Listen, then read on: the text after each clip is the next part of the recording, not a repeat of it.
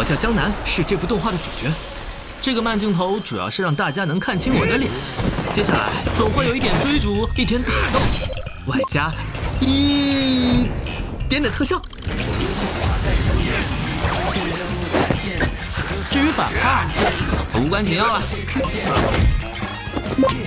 反正他们总会被我打败的。哼。最后再来个帅气的大招！哎呀！